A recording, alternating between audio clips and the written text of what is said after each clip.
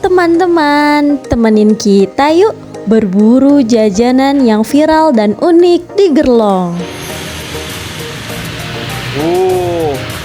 Mantap. Tiara, melihat Tiara. Namanya martabak unik. Jadi kali ini kita bakal wawancarain owner dari martabak unik ini. Penasaran kan? Ikutin ya. Selamat siang, Bapak. Siap.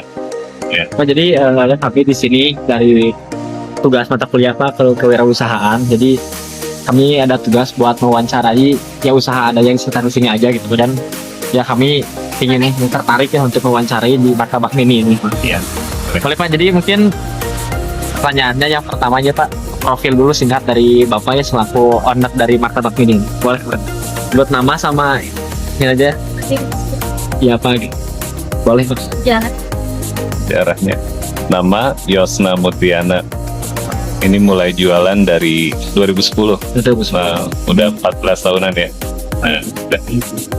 Jadi Pak dari sejak 2010 dari sini kalau Iya. Dari mulai 2000-an dulu jualan. Sekarang kan 3000.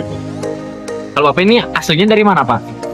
Slim Dari sini asli sini. suka jadi. Nah, Oh sudah jadi. Bandung. Oh asli Dekat dari ya? sini.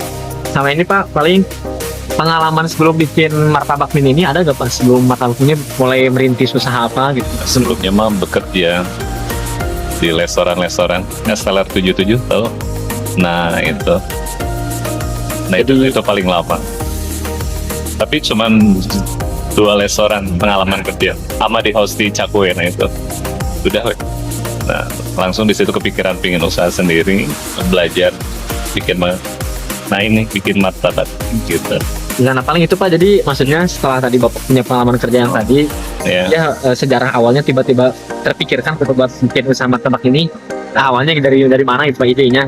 Itu dengan apa ya, dengan spontan dulu kan malah pinginnya bikin cakwe tuh rame dulu kan, cakwe Hosti itu dia pakai saus nanas asam manis ya.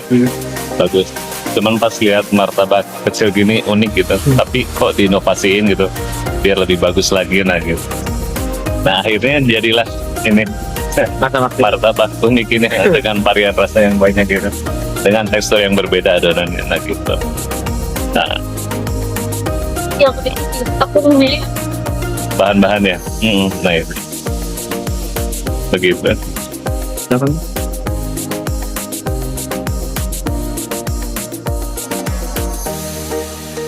Mungkin Pak tadi untuk sedikit pertanyaannya kurang lebihnya cukup Pak. Terima kasih Pak sudah menyempatkan waktunya. Mohon maaf juga kalau misalkan kedatangan kami mengganggu gitu Pak. Enggak, ya sama-sama juga. Terima kasih ya Pak. Sukses selalu. Ya Pak, terima kasih ya Pak. Oke, kan.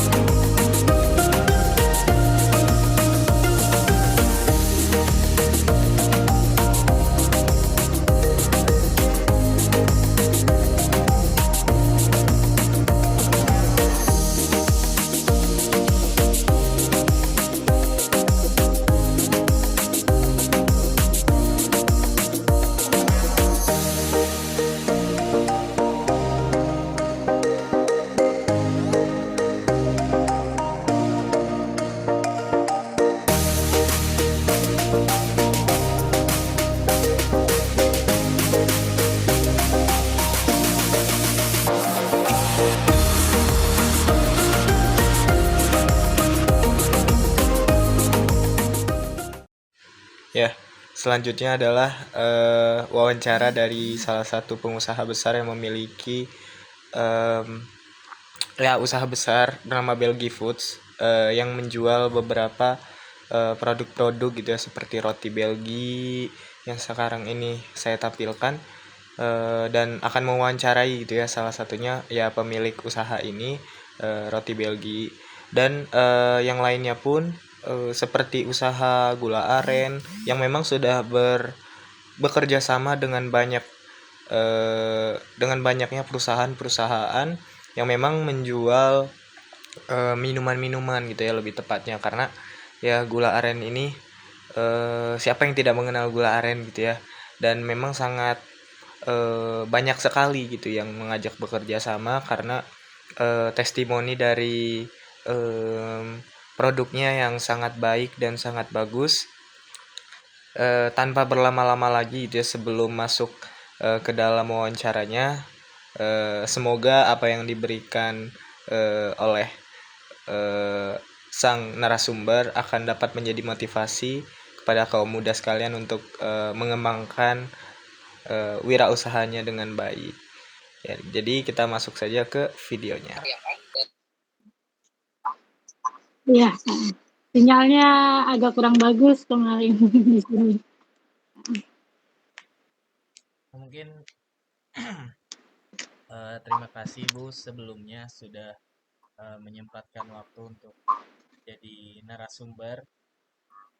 Ya ini Ibu Iya, kita juga gitu ya, teman Faiza. Terima kasih iya. sela-sela sibuknya gitu ya Bu untuk jadi wawancarai atas bisnis yang Ibu buat sebelumnya. Ini itu tugas Ibu dari dosen gitu, untuk wawancara entrepreneur. Iya. Memang entrepreneur yang harus diwawancara itu yang memang sudah berkembang dan memang ya maksudnya itu dari Faiza sendiri ada ya ibunya gitu untuk jadi narasumber, dan memang kami juga sudah disuruh membuat sebuah produk gitu juga Ibu untuk nantinya diperjualbelikan dan menjadi apa ya, menjadi tugas lah gitu Ibu dari salah satu masyarakat. Mungkin sebelum masuk gitu ya Bu, saya ingin bertanya dulu terkait bisnis yang Ibu jalankan Ibu, terkait profilnya kayak seperti apa gitu. Mungkin boleh dijawab. Iya. Langsung nih ya, dibuka ya. Ya, Assalamualaikum warahmatullahi wabarakatuh. Waalaikumsalam. Sebelumnya saya tanya kali, kenapa berpikir untuk wawancara Umi ya, Uminya Faiza sebagai bahan ini kalian ya? Apa yang terpikir sebelumnya? Yang terpikir Apa atas rekomen Faiza, udah aku aja atau apa gitu? yang terpikir itu sebenarnya kemarin itu Faiza pernah ya ngomong lagi tuh kalau misalnya ibunya jual ini punya usaha roti dan segala macamnya di Bekasi gitu kalau nggak salah ya Faiza. Jadi memang saya pernah ya karena saya pernah ke Bekasi juga dan memang pernah apa ya kayak sepertinya pernah mendengar gitu Ibu tentang usaha tersebut. Iya. Jadi ya Iya. ya Nanti sebenarnya lain lumayan gitu. kali coba ya roti Umi ya, biar kenal sama roti Umi. Iya. Sebelumnya udah pernah belum dikasih cicip ya sama Faiza atau apa ya? Karena kendala jauh jadi belum nyicipin ya. Iya. Ya, Pak. Ini Umi usaha ini tuh sejak tahun 2010 kalau nggak salah ya. Memulai usaha ini, basic Umi dari nol. Karena Umi bukan orang bakery ya, dari nol. Karena apa ya, dari kawan-kawan suami, abahnya Faiza, kita dikasih alat-alat baking roti ya, bakery itu lengkap sekali. Itu Umi belum ada modal apa-apa, belum bisa apa-apa, masih nol sama sekali ya. Dari situ Umi mulai belajar, ikut pelatihan-pelatihan di kantor abahnya Faiza, belajar bikin roti seperti apa, segala macam. Lalu kita merekrut orang sekitar dulu. Dulu mulai dari teman-teman Umi dulu, Umi ajarin roti, bikin roti ya.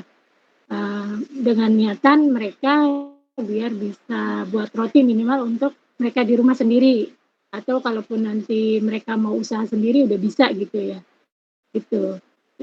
Rekrut teman-teman Umi dulu, "Yuk ikut yuk, gratis nih," gitu segala macam gitu. Itu Umi ajarin sampai mereka bisa. Umi juga waktu itu, menyewa ya, menyewa istilahnya semacam set ya. Kalau di roti itu ada dari kantor Abah waktu itu, kita nyewa dia, sewa, kita kita ambil ilmunya dari dia, gitu. Tapi tetap kita merekrut teman-teman sama orang sekitar, tetangga sekitar ya, tetangga sekitar lingkungan tempat kita mau usaha, gitu. Itu kita diajar sebulan, 2 bulan, sampai bisa gitu ya, itu sambil berjalan.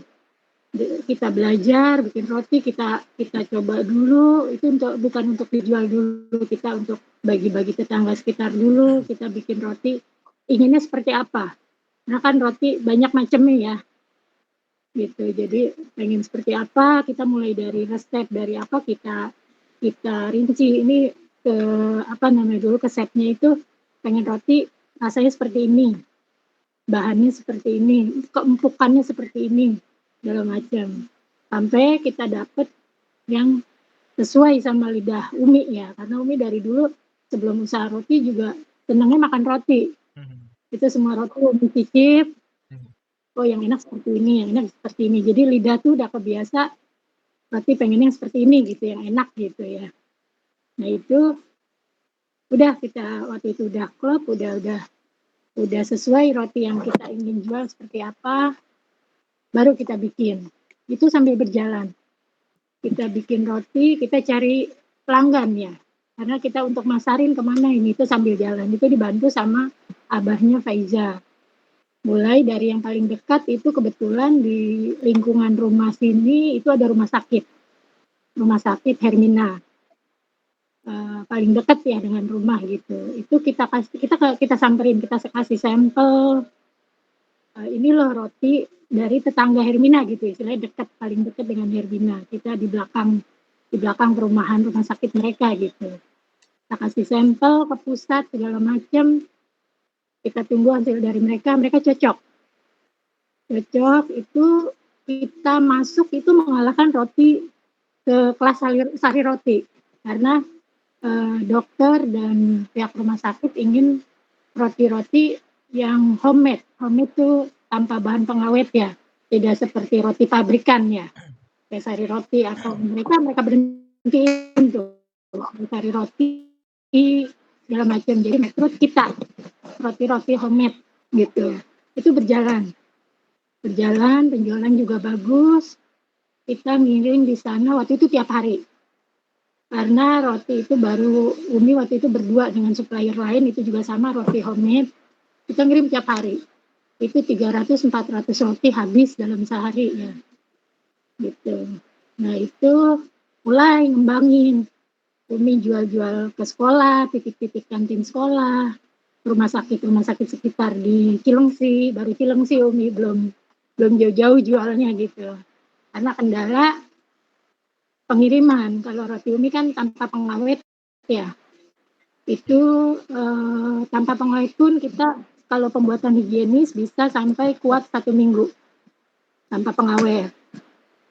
Itu kan rata-rata ruangan di rumah sakit itu ber-AC ya, jadi roti lebih tahan lama gitu. Itu mulai dari situ, mulai ya kita titip-titip. Jadi Umi tuh nggak punya toko. Dari tempat produksi kita langsung titip-titip ke kantin rumah sakit. Kita sistemnya konsinyasi gitu. Kita titip, nanti mereka jualkan, mereka dikasih potongan diskon dari kita, juga bisa meng-up harga kita. Karena Umi nggak bandrol, harga roti Umi seperti sari roti misalnya ditulis ya harganya apa, kalau Umi nggak. Mereka jual dengan meng-up harga lagi, juga dapat potongan harga dari Umi. Jadi mereka keuntungannya 2 ya. 1 potongan diskon dari Umi, kedua dia bisa meng-up harga sesuai harga pasaran dia gitu. Jadi untung double gitu. Itu alhamdulillah jalan bagus ya. Cuma sejauh ini memang masih bagus berjalan di rumah sakit. Kalau untuk sekolah Umi udah coba dulu, mereka kalah ya, gorengan ya kalau roti ya. Gorengan 2.000 anak-anak kenyang gitu, kalau roti harus 5.000, 6.000, itu berat bagi anak-anak sekolah. Jadi sejauh ini berjalan hanya di rumah sakit sama jatuhnya pesanan-pesanan ya, seperti itu. Sekolah-sekolah mereka pakai kita kalau ada kebutuhan snack box segala macam, mereka hubungin kita. Jadi usaha ini Umi bangun bukan semata-mata Umi ngejual barang. Jadi Umi lebih menjual apa ya? Hubungan emosi. Umi orang Cilengsi, Umi berbaur dengan orang Cilengsi dengan baik. Mereka beli roti Umi memandangnya bukan karena ini dia cuma jualan doang gitu. Mereka punya hubungan batin, emosi. Gue mau beli rotinya Umi Faiza pokoknya. Dia tuh orangnya